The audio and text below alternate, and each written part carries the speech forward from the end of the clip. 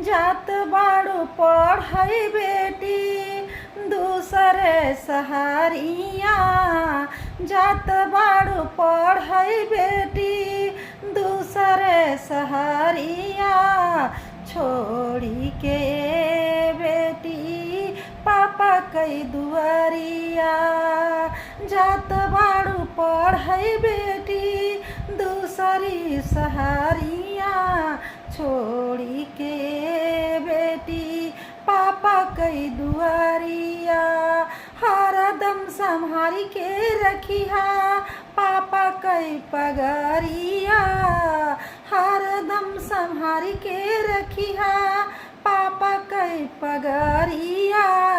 बनल रही है बेटी पापा कई दुलारिया। बनल रही है बेटी पापा कई दुलारिया।